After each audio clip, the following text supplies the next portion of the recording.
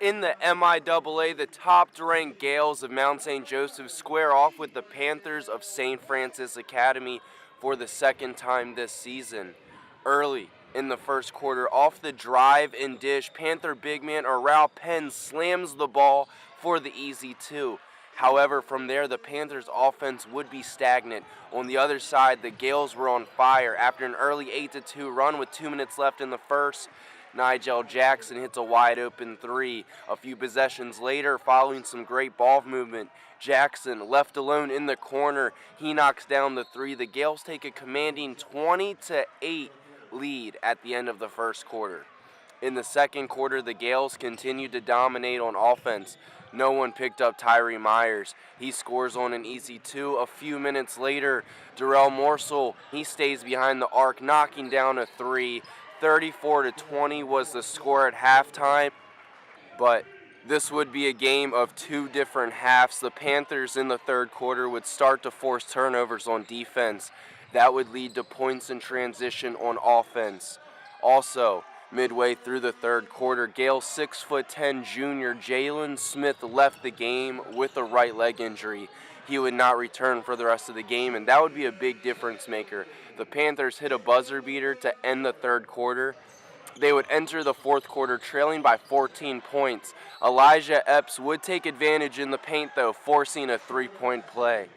After a quick defensive stop, Epps was in transition, and he would knock down a three from the top of the arc. That would cut the Gales' lead down to under 10 points. Epps would later go to the line, missing a free throw, but freshman Adrian Baldwin sneaks up from behind, swatting the ball free for Penn to score on the easy bucket. The Panthers now trail by only 6 points. Later, with 4 minutes left, the Gales' lead is only 5 until freshman Adrian Baldwin is open in the corner for a big-time three. The Panthers are within 2 now. Fast forwarding to 20 seconds left in the game, Elijah Epps drives to the middle of the paint. He would shoot a floater. The shot is good. The Gales try for one last game winner, but the shot attempt is blocked. The Panthers, who once trailed by 20 points, came all the way back to force overtime. And in overtime, the Panthers would take control of the ball game. Freshman Adrian Baldwin would hit another big-time three. Only his second of the game. The Panthers would take the lead for the first time since early in the first quarter.